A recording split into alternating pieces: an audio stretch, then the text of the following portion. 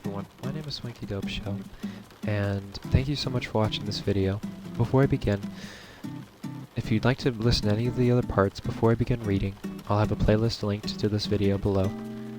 Now, on to the reading.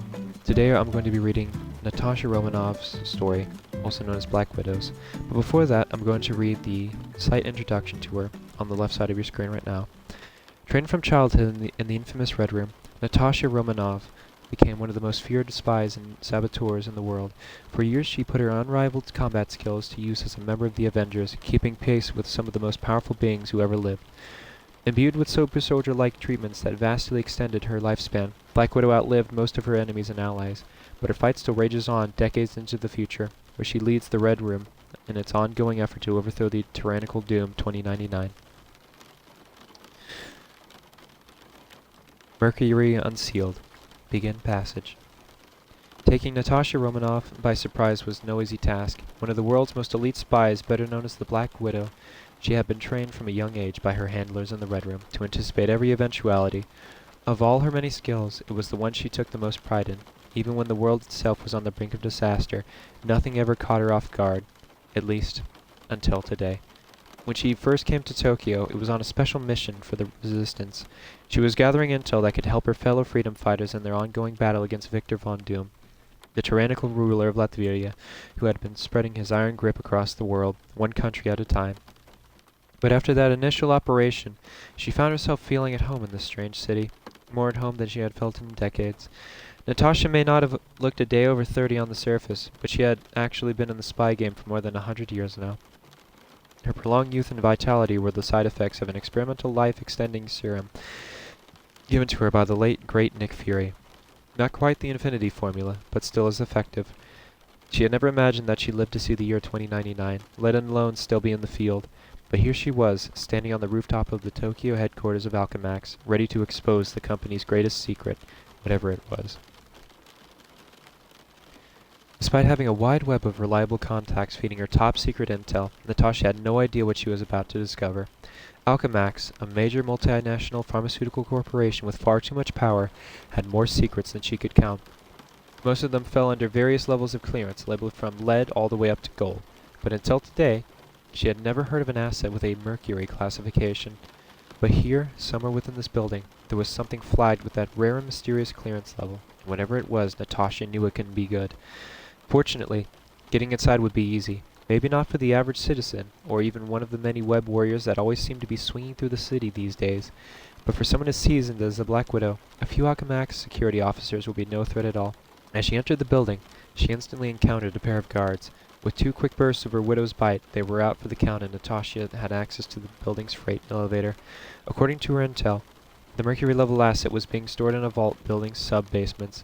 And since this is one of the tallest buildings in Tokyo, Natasha knew she had a long way down. She couldn't risk simply hopping into the elevator car and pressing a button. However, the building's security systems would instantly identify her and shut down the lift, making her a prisoner. Instead, Natasha pried open the elevator doors with her hands, peering into the empty shaft. She knew she was going to have to do this the hard way. No, the fun way. Securing her zipline to a steel beam above her, Natasha began to lower herself down the shaft, dangling precariously over what seemed to be a bottomless pit. Cautiously, she accelerated her descent, dropping several floors a second until something suddenly caught her eye, a tiny red dot glowing on the wall.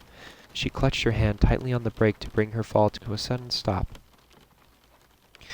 Reaching into a pouch in her belt, Natasha pulled out a small bag of white powder. She opened the bag and dipped her fingers into the chalky substance, raising some towards her lips. With a gentle puff as if blowing a kiss, Natasha sent a white cloud of powder gently billowing into the elevator shaft, revealing a lattice work of criss-cross laser beams just below her that would have otherwise been invisible to the eye.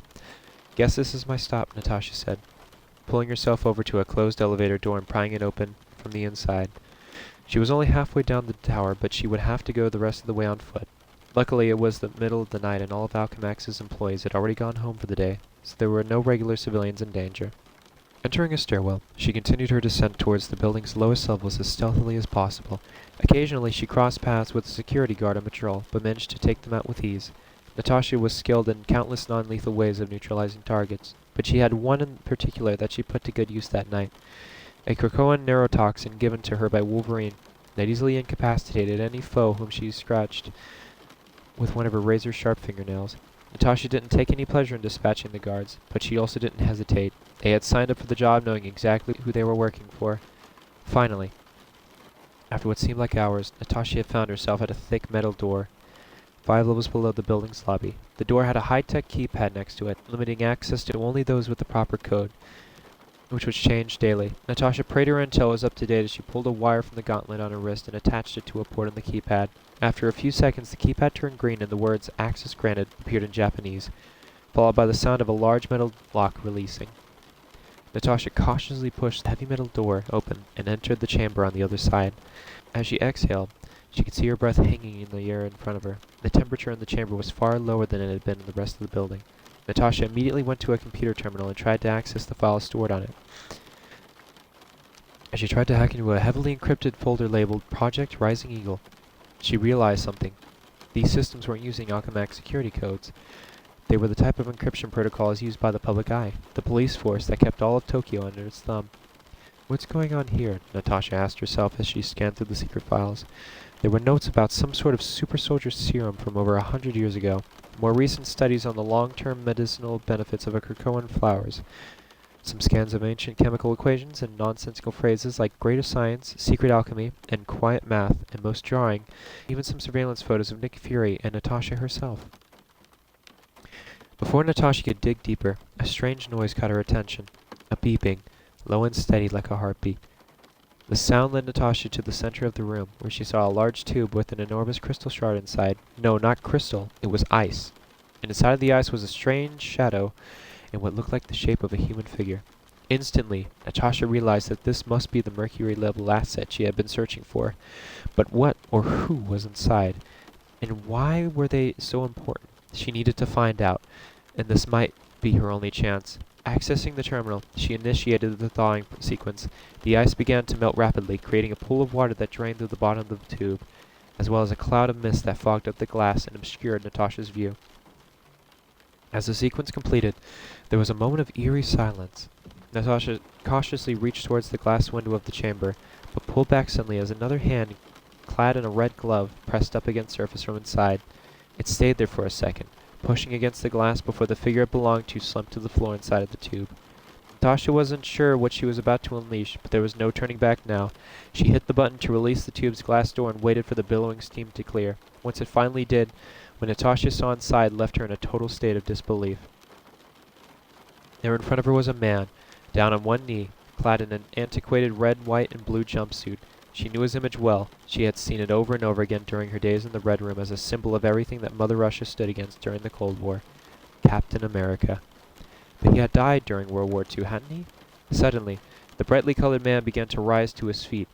"The Red Skull," he said, a mixture of panic and determination in his voice. "Where is he?" "Dead," Natasha replied. "For about 50 years now, soldier." "What?" Cap said, trying to gain his bearings. "How?" "This isn't the war anymore," Natasha said. "Not the one you remember, at least."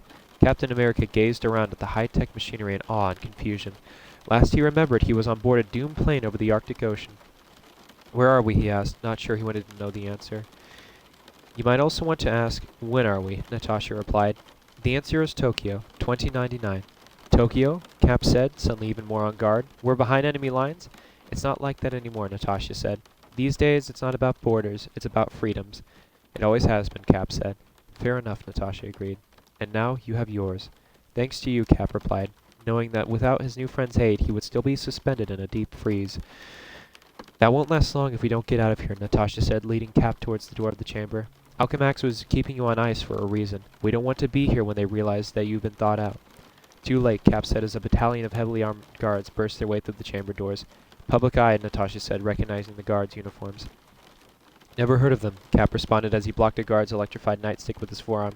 "But I can't say they don't remind me of someone." "They're no Hydra," Natasha said, kicking away one of the public eye officers. "But they're just as good at making sure the citizens under their protection are living in constant fear." "Let me guess," Cap said, his fist flying. "They think they're the good guys." "They always do," Natasha laughed. "Some things never change," Cap mused, wishing that he had his trusty shield with him as he knocked back another guard. "We need to go get out of here," Natasha said, fighting her way towards the chamber door. "We don't stand a chance against this many of them in such a tight space." "Lead the way," said Cap, covering Natasha's back as they made their escape into the stairwell. Captain America and the Black Widow worked their way up to the 5 flights of stairs, back to the lobby of the Alchemax building, taking out a constant flow of public-eye soldiers along the way. The two fought in perfect unison, almost as if they had been partners for years, though she usually preferred to work alone on missions. For once Natasha was glad to have a new ally on her side. As they reached the lobby, leaving a trail of unconscious guards in their wake, they were met by one of the public eye's giant mechs, a heavily armed robotic drone used to police the streets of Tokyo and keep dissidents in line. Go, Cap said to Natasha. I've got this. No, Natasha replied. We can't risk you falling back into their hands. Cap leapt toward the drone, narrowly dodging a blow from its oversized mechanical fist. He reached up and grabbed hold of the circular plate of metallic armor on the robot's shoulder, ripping it off with ease. It'll be fine, Cap said with a smile, holding the disc of armor like a shield. I used to be able to do this all day. Time to find out if that's still true. As Natasha reluctantly raced towards the lobby's main exit, Cap hurled the armored plate at the drone's torso, slicing right through its core circuitry. The mech began to spark wildly. Suddenly, its single eye turned a bright red. Self-destruct protocol initiated, the robot said in a synthesized voice. Well, that's new, Cap said under his breath, realizing the critical mistake he had just made. Natasha turned back and rushed to help Cap, but it was too late. The drone erupted in an enormous burst of flame that filled the lobby. Cap leapt on top of Natasha, protecting her from the burst, but the shockwave from the explosion still hit them both hard. Natasha's vision went blurry as she hit the ground. Moments passed and she regained her senses. She looked around for the man who had just rescued her from a fiery fate, but he was nowhere to be found. Where had he gone? The answer would have to wait. Sirens were blaring nearby. The public eye was about to bring in backup, and Natasha needed to get as far away as possible. The Black Widow managed to disappear into the night, as she had done so many times before. Her mission had been partially successful, but she wouldn't be able to rest until she knew what had happened to Captain America. For the first time in ages, Natasha had been caught by surprise, not only by the legendary hero on the block of ice, but by the unusual feeling he had inspired within her, something she hadn't felt in decades. Hope. End passage. Thank you so much for watching all this way into the video, and I hope you enjoyed this audiobook reading, I guess, if you had this playing. Again, if you wanted to listen to any of the other parts of lore while you play Marvel Rivals or otherwise go about your day, I'll have a playlist linked to other videos in the description below. And thank you so much for watching, and I hope you enjoyed. Peace.